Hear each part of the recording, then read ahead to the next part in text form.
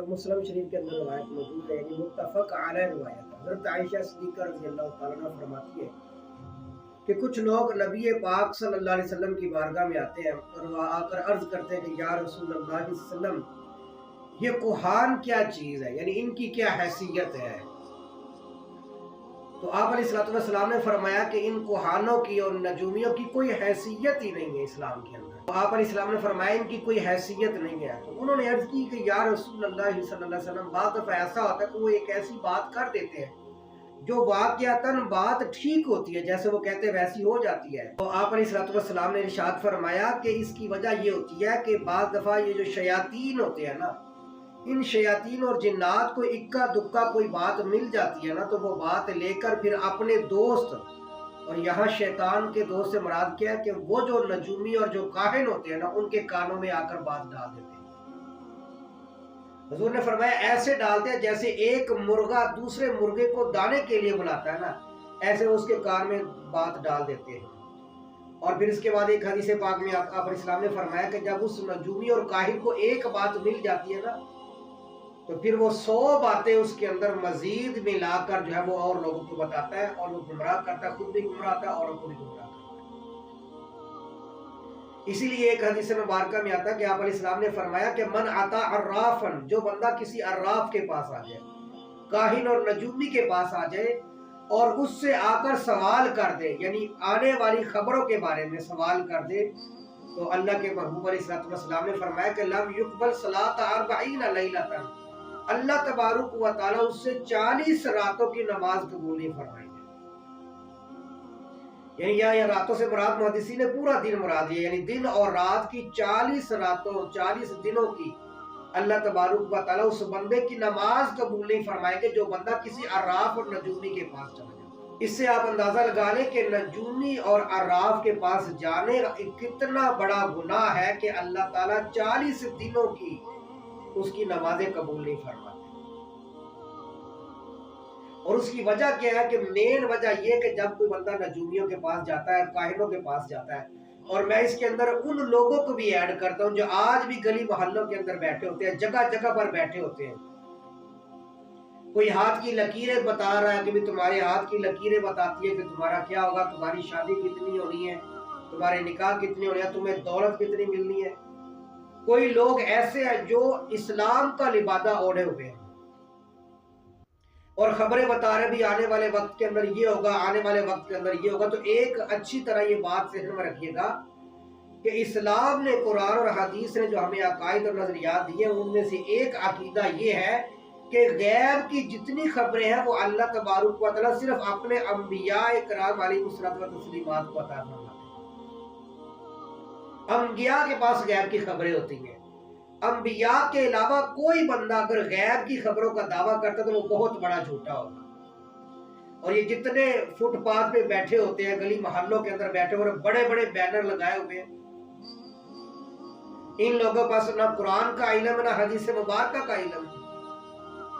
ضلوا واضلوا، خود بھی گمراہ رہے ہیں، اوروں کو بھی گمراہ کر رہے ہیں۔ آپ دیکھیں کہ اللہ کے محبوب علیہ السلام نے بڑا واضح ترین ہمیں دین اسلام دیا، اس میں ہر چیز واضح ترین اور روشن چمکدار ہمارے پاس موجود ہے۔ یہ جو آج ہمیں ہماری ہاتھوں کی لکیریں دے کر ہمارا مستقبل بتا رہے ہیں اور بڑی عجیب و غریب خبریں دے رہے ہوتے ہیں، جیسے پتہ نہیں ان کے پاس کون سی وحی آ رہی ہے، معاذ اللہ سبحانہ اللہ۔ یاد رکھیے گا کہ انبیاء اکرام کے پاس جو حضرت جبرائیل علیہ السلام وحی لے کر آتے تو اس میں غیب کی خبریں بھی ہوا کرتی تھی۔ اور حضور خاتم الانبیاء ہے، آپ کے بعد اب کوئی دنیا کے اندر نبی نہیں آ سکتا۔ حضور خاتم الانبیاء ہے اور غیب کی خبر فرشتوں کے ذریعے ملتی ہے، لہٰذا کوئی بندہ یہ کہے کہ بھی میرے پاس غیب کی خبریں، میں آنے والے حالات بتاتا ہوں۔ ایک حدیث مبارکہ میں آتا ہے کہ آپ علیہ السلام نے فرمایا کہ جو بندہ کسی ایسے آدمی کے پاس جاتا ہے اور پھر اس سے غیب کی خبر کے بارے میں پوچھتا ہے،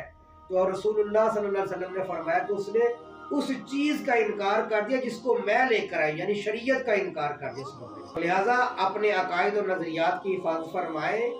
اور ان نجومیوں کے پاس جانے سے بہتر ہے، ان کاہنوں کے پاس جانے سے بہتر ہے کہ آپ علماء کرام کے پاس جائیں۔ کوئی دم قربانا ہے، کوئی تعویذ لینا بالکل جائز ہے، کوئی حرج کی بات نہیں اس کا۔ لیکن علماء کرام کے پاس جائیں گے، وہ آپ کا معاملہ بھی سنیں گے، انشاءاللہ وہ آپ کا معاملہ حل بھی فرمائیں گے، ساتھ میں آپ کے عقائد اور نظریات کی بھی حفاظت فرمائیں گے۔ اور اگر آپ ان بابوں کے ہاتھوں میں چڑھ گئے، آج کل انہوں نے نام بابا وغیرہ رکھ دیا، ورنہ یہ وہی نجومی ہوتے ہیں، کاہن ہوتے ہیں، اسی کی قسموں میں سے ایک قسم ہوتی ہے کہ جس کے پاس قرآن کا علم نہیں ہے، جس کے پاس حدیث مبارکہ کا علم نہیں ہے، اگر وہ بندہ بیٹھ کر آپ کو غیب کی خبریں بتانا چاہ رہا ہے اور آپ کو آنے والے حالات کے بارے میں بتا رہا ہے، آپ کے ہاتھوں کی لکیریں دیکھ کر آپ کو بتا رہا ہے کتنا علم آئے گا، کتنی دولت آئے گی، حالانکہ اس بندے کی بیچارے کی ساری زندگی فٹ پاتھ پر گزر گئی ہے، اس کا اپنا نصیب تو اس سے اچھا نہیں ہو سکا، اس کی اپنی تقدیر تو بن نہیں سکی، اور یہ لوگوں کی فٹ پاتھ پر بیٹھ کر لوگوں کی تقدیریں بنا رہا ہے، ان کے مستقبل کے بارے میں خبریں دے رہا ہے۔ تو خدا را ایسے لوگوں سے اپنے ایمان کی حفاظت فرمائے۔ اسی لیے ایک حدیث مبارکہ میں آتا ہے کہ آپ علیہ السلام جب صلح حدیبیہ کے مقام پر تھے نا، صلح حدیبیہ جب آپ علیہ السلام نے صلح فرمائی تھی قریش مکہ کے ساتھ، ہجرت کا 6واں سال تھا، تو حدیبیہ کے مقام پر رات کے وقت جو ہے نا وہ بارش ہوتی ہے، رات کو بارش ہوئی تو صبح آپ علیہ السلام نے فجر کی نماز پڑھائی، اور فجر کی نماز پڑھانے کے بعد آپ علیہ السلام صحابہ کرام کی طرف متوجہ ہوتے ہیں، اور آپ نے فرمایا کہ تمہیں پتہ ہے کہ تمہارے رب نے کیا فرمایا؟ تو صحابہ کرام نے کہا اللہ و رسول عالم، اللہ اور اس کے رسول زیادہ بہتر جانتے ہیں کہ اللہ نے کیا فرمایا۔ آپ علیہ السلام نے ارشاد فرمایا کہ اللہ تبارک و تعالیٰ فرماتا ہے کہ میرے کچھ بندے ایسے ہوتے ہیں جنہوں نے صبح کیا ایمان کی حالت میں، اور کچھ بندے ایسے ہیں جنہوں نے صبح کیا کفر کی حالت میں، کیونکہ اسی رات بارش ہوئی تھی۔ تو آپ علیہ السلام نے فرمایا کہ اللہ تعالیٰ فرماتے ہیں کہ جب جو کوئی شخص یہ کہے گا نا کہ اللہ تبارک و تعالیٰ نے اپنے فضل اور رحمت کے ساتھ بارش کو نازل فرمایا ہے، تو حضور نے فرمایا کہ اللہ تبارک و تعالیٰ فرماتے ہیں کہ اس بندے نے میرے اوپر ایمان لایا اور وہ بندہ صحیح ایمان والا ہے، یہ حضور نے بیان فرمایا۔ اور پھر آپ نے فرمایا کہ اللہ تعالیٰ فرماتے ہیں کہ بعض بندے ایسے بھی ہیں کہ جو کہیں گے کہ ہمیں فلاں ستارے نے بارش دی ہے، تو حضور نے فرمایا کہ اللہ تعالیٰ فرماتا ہے کہ اس نے ستارے پر ایمان لایا ہے، لیکن حضور فرماتے ہیں کہ اللہ فرماتے ہیں کہ اس نے میرا انکار کر دیا۔ اسی طرح حضرت قتادہ رضی اللہ تعالیٰ عنہ سے روایت ہے، وہ فرماتے ہیں کہ اللہ کے محبوب علیہ السلام نے فرمایا، اب یہ جو ستاروں کا نام لے کر اور ستاروں کی باتیں کرتے ہیں اور لوگوں کو شش و پنج میں ڈالا ہوتا ہے کہ پتہ نہیں ستاروں نے کیا کیا ان کو خبریں دی اور کیسے ستاروں کو دیکھ کر یہ فیصلہ کرتے ہیں، تو اللہ کے محبوب علیہ السلام نے ستاروں کے بارے میں بھی اپنی امت کو رہنمائی فرمائی ہے۔ آپ نے فرمایا کہ اللہ تبارک و تعالیٰ نے ان ستاروں کو پیدا فرمایا 3 وجہ کے لیے، بس ایک تو حضور نے فرمایا کہ اللہ تعالیٰ نے آسمان کے ستاروں کو پیدا فرمایا ہے کہ اِنَّا زَيَّنَّا السَّمَاءَ الدُّنْيَا بِزِينَةِ الْكَوَاكِبِ، اللہ نے ستاروں کے ذریعے آسمان کی خوبصورتی پیدا فرمائی ہے، تو ستاروں کے پیدا فرمانے کی وجہ پہلی یہ ہے کہ آسمان کی خوبصورتی کے لیے۔ دوسری وجہ اللہ کے محبوب علیہ السلام نے فرمائی کہ ستاروں کو پیدا فرمانے کا مقصد یہ ہے کہ شیاطین کو مارنے کے لیے، جو شیاطین اور جنات آسمان کی طرف جاتے ہیں ان کو مارنے کے لیے ستاروں کو پیدا فرمایا گیا۔ اور تیسری چیز اللہ کے محبوب علیہ السلام نے فرمایا کہ ستاروں کو کیوں پیدا فرمایا؟ تاکہ اس کے ذریعے لوگ اپنا راستہ تلاش کر سکیں، یعنی اپنی جس راستے پر وہ سفر کر رہے ہیں راستے میں آسانی کے لیے اللہ پاک نے ان ستاروں کو پیدا فرمایا، تاکہ لوگ ان ستاروں کے ذریعے اپنا سفر جو ہے وہ طے فرما لیں۔ حضور نے فرمایا کہ یہ 3 مقصد ہیں ان ستاروں کے پیدا فرمانے کے بعد۔ مسلم شریف کے اندر روایت موجود ہے کہ حضرت معاویہ بن حکم روایت کرتے ہیں، کہتے ہیں کہ آپ علیہ السلام کی بارگاہ میں ہم نے عرض کی کہ یا رسول اللہ، ہم زمانہ جاہلیت کے اندر بہت سارے کام کیا کرتے تھے، ان میں سے ایک کام یہ تھا کہ ہم کاہنوں اور نجومیوں کے پاس بھی جایا کرتے تھے، تو اللہ کے محبوب علیہ السلام نے منع فرما دیا کہ اب تم نے کبھی بھی کاہنوں کے پاس نہیں جانا۔ کہتے ہیں کہ دوسری بات میں نے عرض کی کہ یا رسول اللہ، ہم کیا کرتے تھے کہ ہم کننا نتطیر، بدشگونی بھی لیا کرتے تھے، تو آپ علیہ السلام نے فرمایا کہ آج کے بعد کبھی بھی یہ بدشگونی جو ہے وہ تمہیں کسی کام سے نہ روک دے، کہ آپ نے کوئی چیز دیکھی تو آپ نے اچھا میں یہ آج کام نہیں کرتا، آپ نے فرمایا کہ آپ نے منع فرما دیا۔